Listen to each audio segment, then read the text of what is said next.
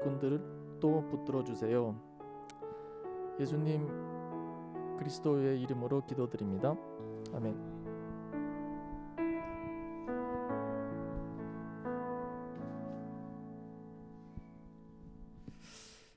예, 우리 하나님께서 오늘 저희들에게 주신 말씀은 느헤미야 6장 1절에서 14절까지의 말씀입니다. 예, 느헤미야서 6장 1절에서 14절까지의 말씀. 예, 좀 긴 말씀인데요. 우리 다 찾으셔가지고 우리 함께 좀 읽도록 하겠습니다. 느헤미야서 6장 1절에서 14절까지의 말씀입니다. 예. 자, 느헤미야서 6장 1절에서 14절 우리 한 절씩 우리 번갈아가면서 읽도록 하겠는데요. 제가 1절 읽고 또 여러분들이 2절 읽고 그렇게 해서 번갈아가면서 읽도록 하겠습니다. 산발락과 도비아와 아라비아 사람 게셈과 그 나머지 우리의 원수들이 내가 성벽을 건축하여 허물어진 틈을 남기지 아니하였다 함을 들었는데 그때는 내가 아직 성문에 문짝을 달지 못한 때였더라. 게셈이 내게 사람을 보내어 이르기를 오라 우리가 오노평지 한 촌에서 서로 만나자 하니 실상은 나를 해하고자 함이었더라.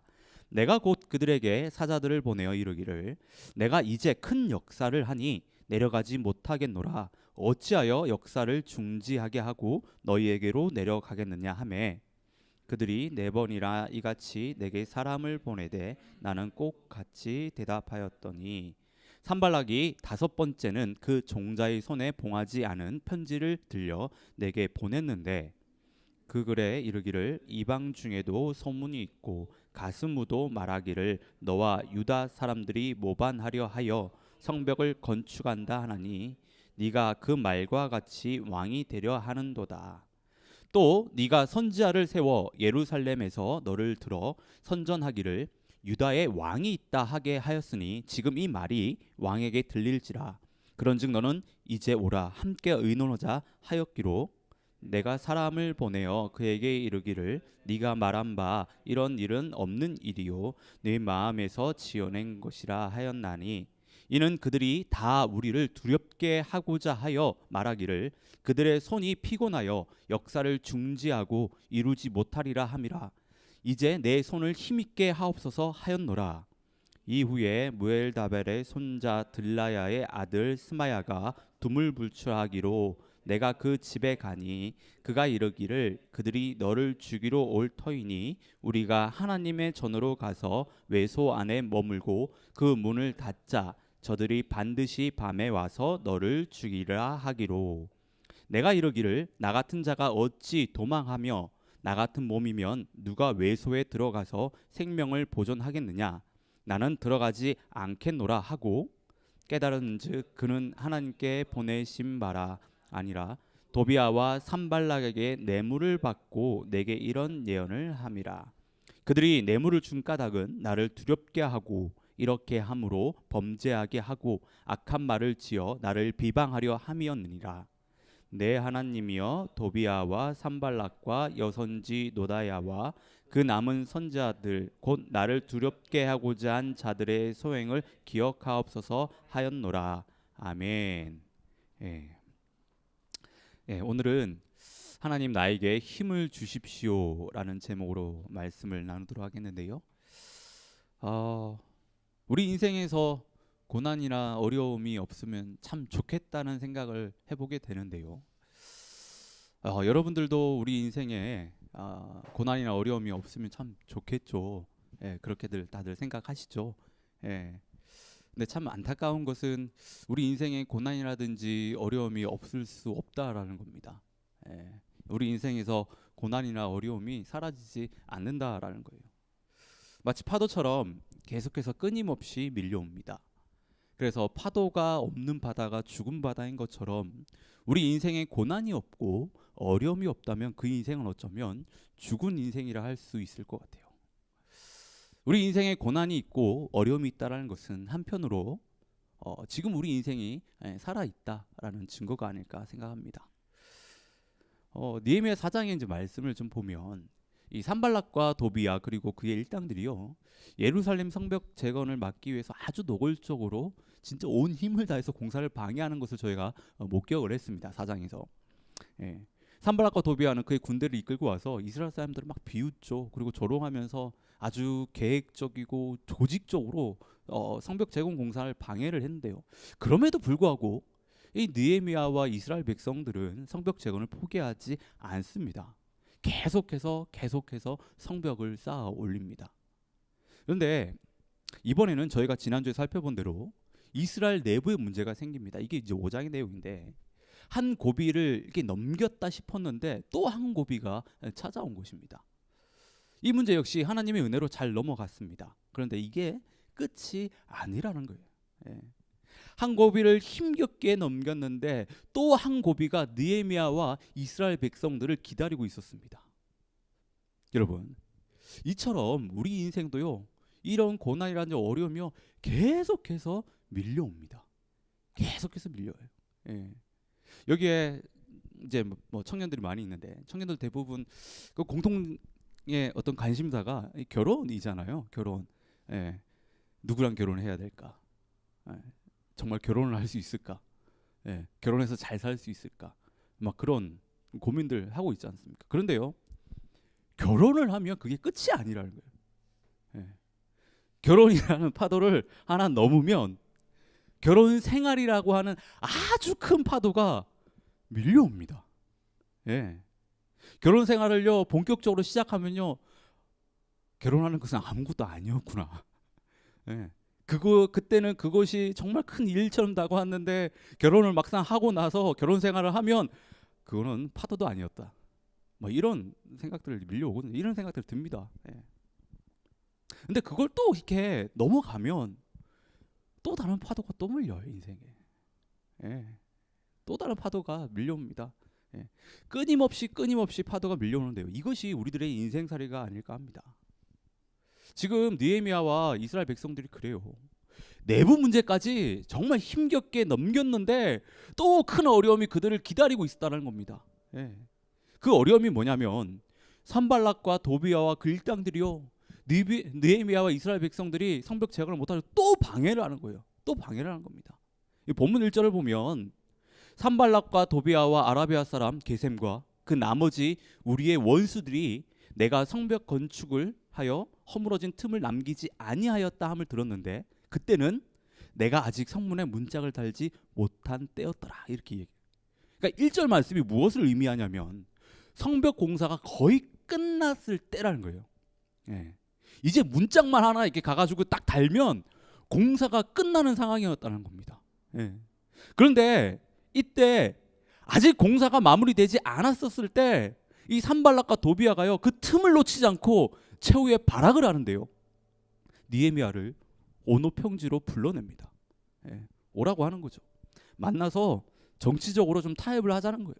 예. 그런데 느헤미야는요, 그 제안에 거절을 합니다. 그들의 제안을. 느헤미야가 그들의 제안을 거절하는 것은요, 자신을 해치려는 의도를 알았기 때문이라고 이야기를 합니다. 오늘 본문에서는. 예. 자, 오노평지는 느헤미야가 있던 예루살렘에서요, 약 60km 정도 떨어졌던 곳이거든요. 60km예요. 60km 떨어졌던 곳인데, 여러분 이게 무엇을 의미하냐면 느헤미야의 안전을 보장할 수 없는 곳이라는 거예요. 거기는. 예. 이곳에서 만나서 이야기를 나누자는 겁니다. 예. 자, 느헤미야 입장에서 보면요, 그래요. 이들의 제안이요, 느헤미야를 해치려는 꼼수가 숨어 있었지만 느헤미야의 마음을 흔들기에는 충분한 제안이었다는 거예요. 아주 그럴싸한 제안이었다는 거예요. 그도 그럴 것이 지금 공사가 거의 다 끝나가는 상황이잖아요. 예, 문짝만 다는 그런 상황인데, 예, 공사가 그러면 그 문짝 달면 끝나는 거잖아요. 예.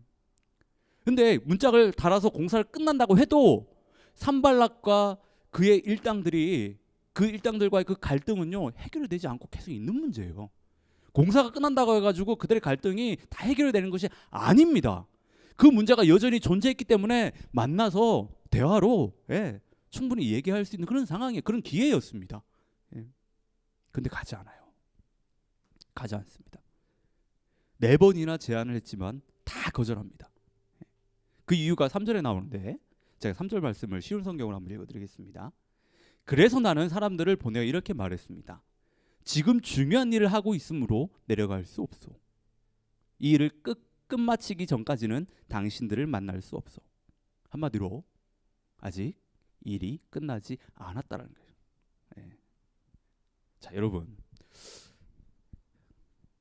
여자분들은 뭐 축구를 좋아하실지 모르겠는데, 축구 경기를 할 때 언제 제일 조심해야 되는지 아세요 혹시? 축구 경기할 때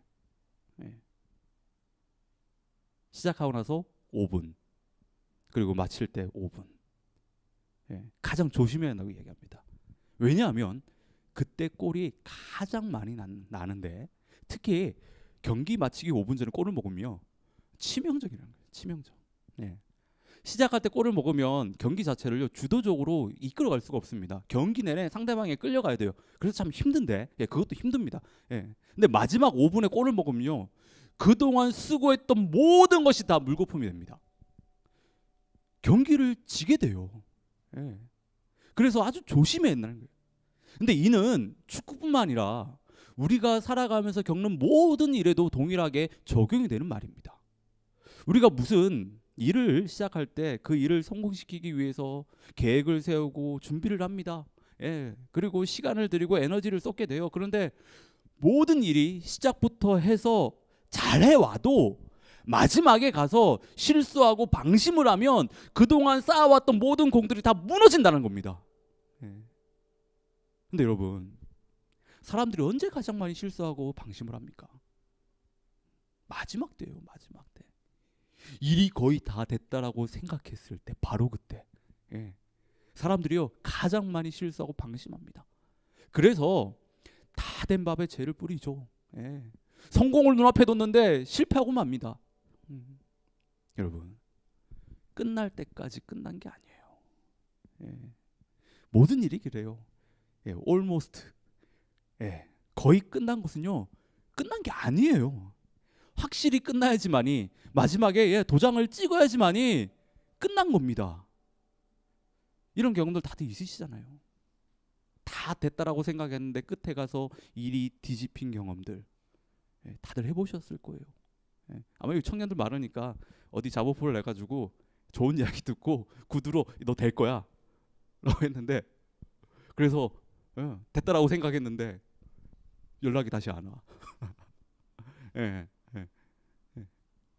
그런 경험들, 마지막에 사인하기 전까지 끝난 게 아니에요. 끝난 게 아닙니다. 그때까지 마음 놓으면 안 돼요. 지금 느헤미야가 말하고 있지 않습니까? 아직 일을 다 끝내지 못했다라고. 그래서 나는 가지 않는다라고. 저는 이 말씀을 보면서 느헤미야가 정말 대단한 사람인 것을 다시 한번 깨닫게 되는데요.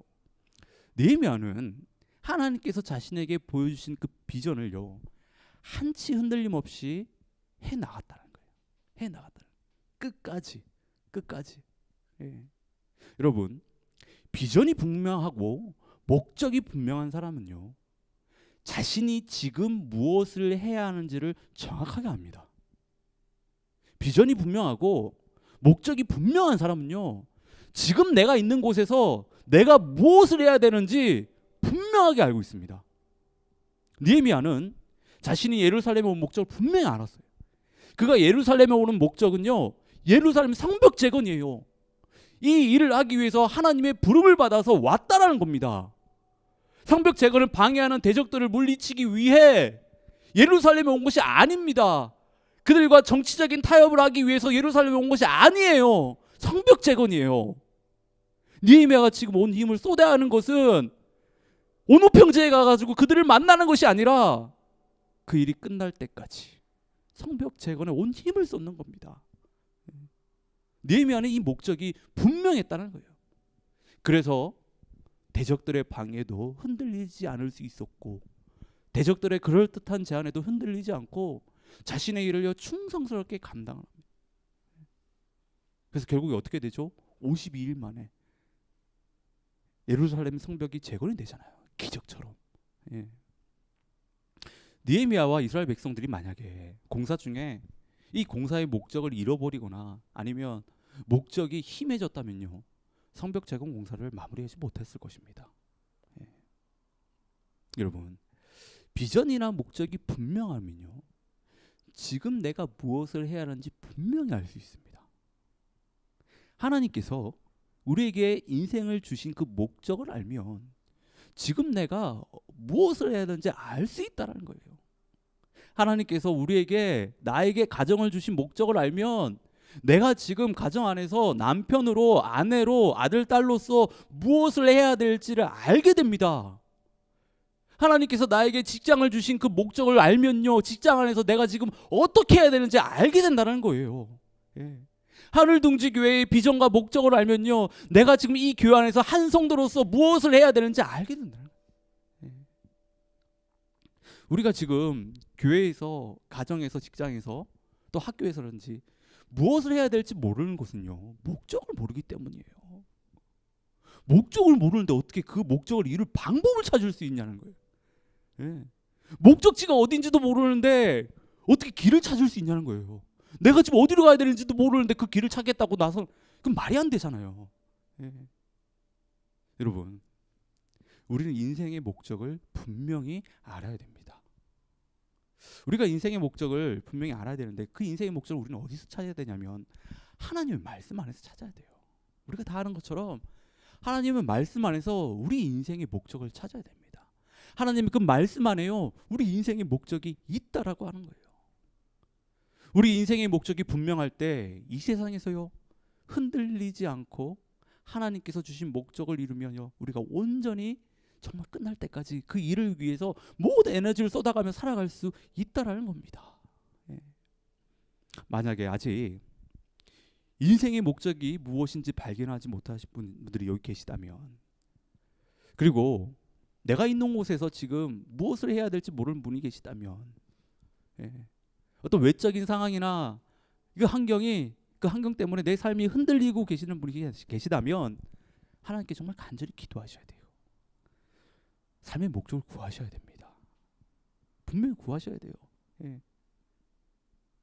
그럴 때 하나님께서 정말 여러분들에게 삶의 목적과 의미를 깨닫게 해주실 저는 믿습니다.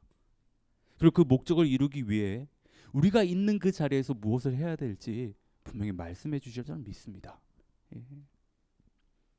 자, 느헤미야가 원수들의 그 제안에 거절을 하는데, 그것도 무려 4번이나 거절을 하죠. 그래서 산발락은 느헤미야에게 5번째 이제 편지를 보내면서, 편지를 봉하지 않고 편지를 보냅니다. 예. 편지를 봉하지 않고 편지를 보내요. 자, 당시 중요한 서신은요, 반드시 봉해서 봉인을 찍어서 제3자가 절대로 볼 수 없게 해서 편지를 보냈습니다. 예. 이게 기본적인 관례였어요. 관례였다는 거예요. 산발락도 이 사실을 다 알고 있었다는 거예요. 예. 그런데 지금 편지를요, 봉하지 않았어요. 봉하지 않고 편지를 보냈다라는 거예요. 이거는 어떤 의도가 이 안에 있다라는 것이잖아요. 예. 산발락이 편지를 봉하지 않고 편지를 보낸 의도는 소문을 내기 위해서입니다. 소문을 내기 위해서. 그러니까 누구든지 이 편지의 내용을 볼 수 있게끔 하기 위해서 보낸 거예요. 예. 드라마라든지 영화에서 이런 비슷한 장면도 많이 이렇게 보셨잖아요. 예. 주인공들이 그런 얘기하죠. 누구한테 이 편지라는데 중요한 거 뭐 이렇게 USB랑 뭐 이렇게 주면서 그런 얘기하잖아. 절대 보면 안 된다고. 예. 바로 그 사람한테 전해줘야 된다고. 이런 이야기를 합니다. 예. 보지 말고 전달해 달라고 이야기합니다. 절대 보면 안 된다고 이야기합니다. 근데 드라마나 어떤 영화에서 어떻습니까? 다 봐. 예. 우리도 이제 그쯤 되면 얘 이거 보겠구나. 이제 다 생각을 하잖아. 다 봐. 예. 보지 말라고 하면 꼭 봐요. 그러고 인해서 또 어떤 스토리들이 막 전개가 되잖아. 예. 근데 참 재밌는 건 이 몇천 년 전이나 지금이나 사람들 다 똑같다는 거예요. 예. 보지 말라고 하면, 하지 말라고 하면 더 보고 싶고 하고 싶은 게 사람들의 마음인 것 같아요. 그때나 지금이나. 예. 분명 산발락도 편지를 전하는 그 종에게 이렇게 얘기했겠죠. 보지 말고 전해주라고. 예.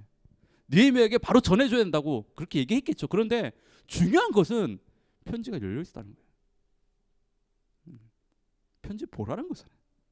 예. 소문을 내라는 거잖아요. 예. 이 편지의 내용이 6절과 7절에 나와 있는데, 7절에 나와 있는데 편지의 내용이 이렇습니다. 당신과 유다 사람들이 왕에게 반역할 계획을 세우고 있다는 소문이 온 나라에 퍼지고 있어. 가스무도 그 소문이 옳다고 말하고 있어. 당신이 성벽을 쌓고 있는 것도 그 때문이라고 하오. 그 소문에 따르면 당신이 그들의 왕이 되려 하고 있다라는 것이요. 또한 당신이 예언자들을 내세워 예루살렘에서 유다의 왕이 있다라고 선언하게 한다는 것이요. 왕도 이 말을 듣게 될 것이요. 그러니 이 문제를 가지고 함께 이야기해 보십시다. 그러니까 이 왕이 듣는다라는 것은 누굴 이야기하냐면 아닥사스다 왕을 얘기하는 겁니다. 그러니까 느헤미야를 보낸 사람을 얘기하는 거예요. 예. 지금 내용이 그렇잖아요. 예, 느헤미야가 왕이 되려고 한다. 유다의 왕이 되려고 지금 이 내용입니다. 지금 이걸 소문내는 거예요. 예. 다들 느끼시겠지만 이 편지의 내용은요 말도 안 되는 내용이에요. 요즘으로 치면 가짜 뉴스죠. 예. 지금 산발락과 그 일당들이요 느헤미야가 넘어오지 않으니까 거짓 소문을 내는 겁니다. 가짜 뉴스를 만들어서 퍼뜨리려고 하고 있는 거예요. 예. 자, 소문이라는 것이 정말 무서운 것이잖아요. 예. 소문은요 삽시간에 퍼지게 되는데요. 특히 나쁜 소문은요 더 빨리 퍼질 뿐만 아니라 멀쩡한 사람이나 공동체를 한순간에 무너뜨리게 버립니다. 예. 우리가 뉴스에서 종종 접하지 않습니까? 잘못된 소문으로 인해서 유명 연예인들이 자살을 하는 것을. 정말 소문이라는 것이 이처럼 무서운 힘을 가지고 있는데요. 그런데 느헤미야는 이런 소문에도 흔들리지 않습니다. 그런 단호하게 그것은 거짓이라고 이야기합니다. 공사를 마무리하지 못하게 하기 위해서 지어낸 이야기라는 겁니다. 그러면서 그는 하나님께 이 문제를 가지고요 기도를 하는데 하나님 내 손에 힘을 주십시오라고 기도를 합니다. 예. 느헤미야가 소문에도 흔들리지 않자 원수들은요 이제는 느헤미야와 가깝게 지냈던 스마야를 돈으로 매수를 합니다. 스마야가 며칠째 일터에서 보이지 않자 느헤미야는 걱정이 돼서 스마야 찾아가죠. 이게 이제 10절의 내용인데 스마야가 느헤미야에게 당신을 죽이려는 사람들이 있으니까 성전으로 도망가서 숨으라고 이야기를 합니다. 예, 이 말만 들으면 느헤미야를 정말 걱정해 주는 것 같아요. 예, 그런데 이것은요 아주 큰 덫을 놓는 겁니다. 느헤미야를 어려움을 빠뜨리기 위해서 아주 큰 덫을 놓는 겁니다. 여러분 성전은요 아무리 그곳이 안전하다고 해도 느헤미야가 들어가면 안 되는 곳이에요. 예. 성전은 오직 제사장만 들어갈 수 있는 곳입니다. 느헤미야가 성전에 들어가는 것은요 율법을 어기는 겁니다. 하나님 앞에서 죄를 짓는 일이에요. 스마야가 느헤미야에게 성전에 도망가서 숨으라고 하는 것은 느헤미야에게 죄를 짓게 해서 나쁜 소문을 퍼뜨리기 위한 것이라는 거예요. 그런데 느헤미야는 이 사실을 알아챕니다. 알고 봤더니 스마야가 산발락에게 뇌물을 받고 이런 말도 안 되는 이야기를 한 거예요. 예.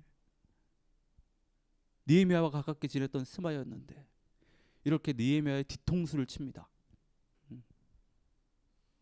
느헤미야는 또 이 문제를 놓고요 하나님께 기도를 하는데요. 여러분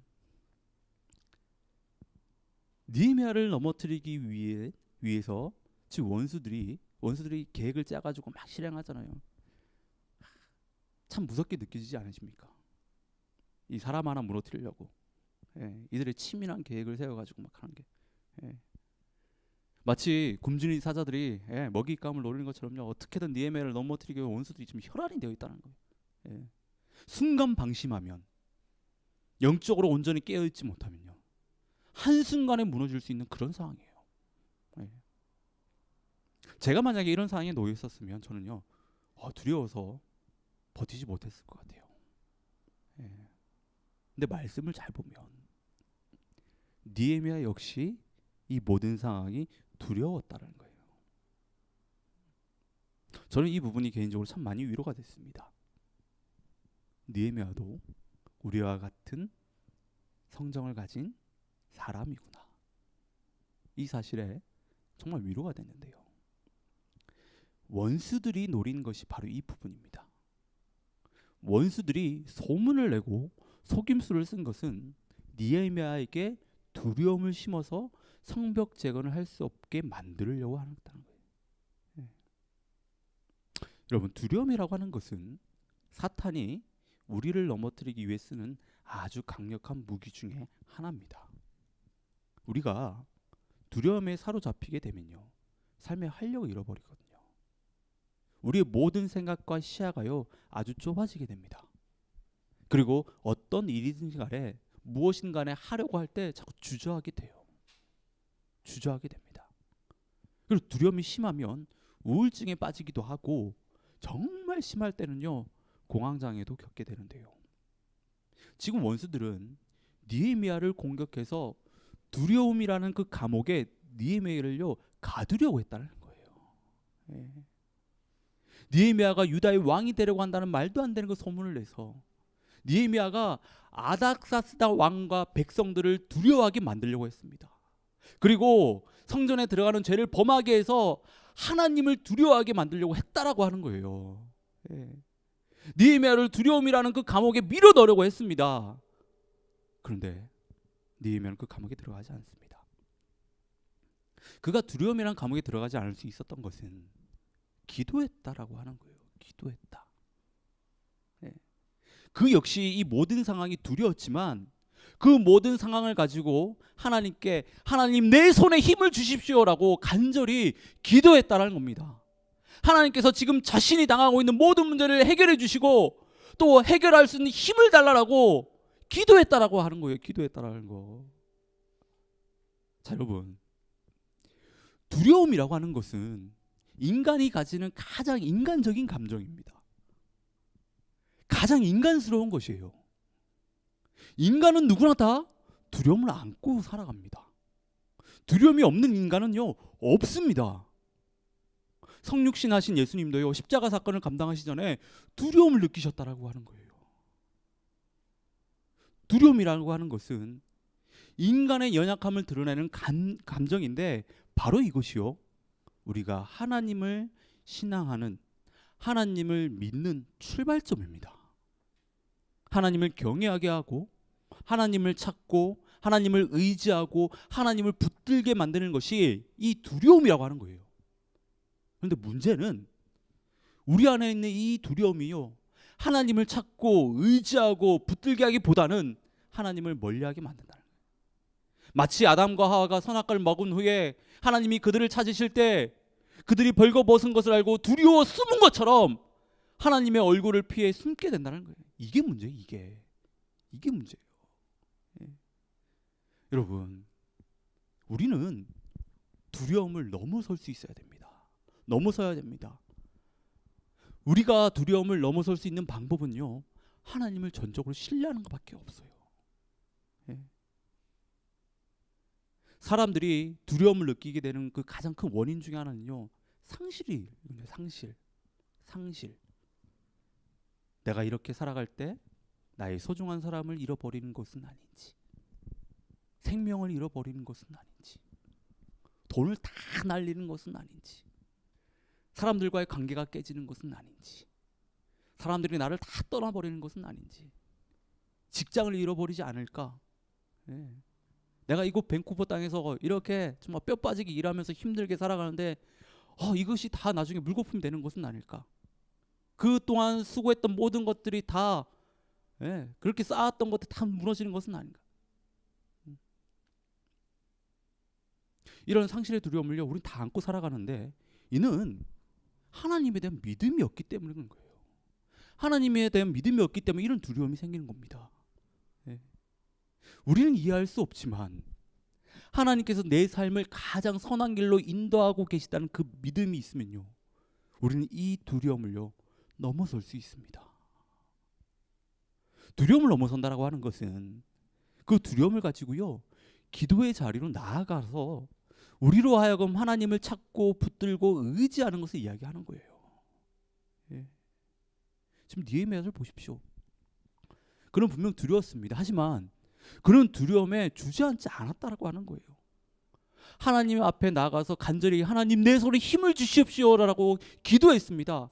하나님을 전적으로 신뢰했기 때문에 기도하며 그 두려움을 넘어섰다라고 하는 겁니다. 예. 여러분, 우리가 두려움을 넘어서지 못하면요 우리 안에 어떤 일이 벌어지냐면 두려움이 우리 인생을 결정합니다. 두려움이 우리 인생을요 인도하게 돼요. 우리 인생을 끌고 가게 된다는 거예요. 본문 한번 생각해 보십시오. 느헤미야가 두려움에 사로잡혔다면요, 그는요 오노 평지에 나갔을까요, 안 나갔을까요? 나갔을 거예요. 두려웠으면 성전으로 도망갔을 겁니다. 이처럼 두려움이 우리 인생을 주도하면 우리는 하나님께서 우리에게 주신 목적, 그것이 비전이 될 수도 있고 부르심이 될 수도 있는데, 이것을 쫓아 사는 것이 아니라 그저 생존을 위해서 살게 된다는 거예요. 살아남기 위해서 그냥 살아간다는 겁니다. 두려움을 피해 도망가듯 그렇게 살아가게 된다는 거예요.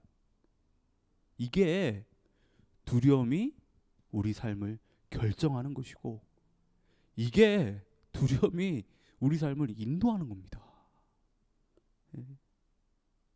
우리가 하나님께서 우리에게 주신 삶의 목적을 이루기 위해서는요, 하나님을 신뢰해야 돼요. 하나님을 신뢰함으로 두려움에 맞서서요, 그걸 정말 뛰어넘을 수 있어야 됩니다. 여러분, 인간은 누구나 다 두려움 가지고 있어요. 이렇게 말씀을 전하고 있지만 제 안에도요 두려움이 있습니다. 우리 안에 두려움이 있다라고 해서 그것이 믿음이 없는 것이 아닙니다. 죄가 아니에요. 두려움이 있는 것은 죄가 아니에요. 두려움이 있어도 괜찮습니다. 문제는 두려움이 우리를 찾아올 때 우리는 그것을 가지고 느헤미야처럼 하나님을 찾고 하나님한테 나에게 힘을 주시옵소라고 기도할 수 있어야 한다는 거예요. 방금 말씀드린 대로요, 제 안에도 두려움이 있습니다. 제 안에도. 교회를 개척했는데 교회에 부흥이 되지 않으면 어떻게 하나, 이러다 뭐 교회 문을 닫으면 어떻게 하나, 이런 두려움이 있어요. 하지만 그러면서 참 감사한 건 그래요. 그 두려움이 주님을 더 찾게 하고 주님을 더 의지하게 하고 주님을 더 주님께 더 기도하게 한다는 겁니다. 여전히 두려움이 있지만 제 안에 소망이 있습니다. 왜냐하면 하나님께서 제 손에 힘을 주실 것을 저는 믿기 때문입니다. 여러분, 우리가 이 세상을 살아갈 때 원수들은 우리를 넘어뜨리기 위해 끊임없이 우리에게 두려움을 심어줄 거예요. 여러분, 가정에서, 직장에서 원수들이 여러분들을 넘어뜨리기 위해서 계속해서 두려움을 심어줄 겁니다. 우리는 두려움을 마주하며 살아가게 될 텐데, 두려움을 마주할 때마다요 연약함을 인정하시고 하나님만을 의지하시길 진심으로 바랍니다. 그래서 그거 가지고 기도할 수 있는 여러분들 되시길 바랍니다. 두려움이라는 것이 전 여러분들에게 그렇게 작용할 수 있기를 진심으로 바랍니다. 그게 두려움을 넘어서는 겁니다. 그럴 수 있는 저와 여러분들 되시기를 진심으로 축원합니다. 아멘. 우리 시간 우리 찬양하며 또 주님 앞에 한번 기도하며 나가도록 하겠습니다. 아무것도 두려워 말라, 주 나의 하나님이 지켜주시네. 우리 찬양 우리 주님 앞에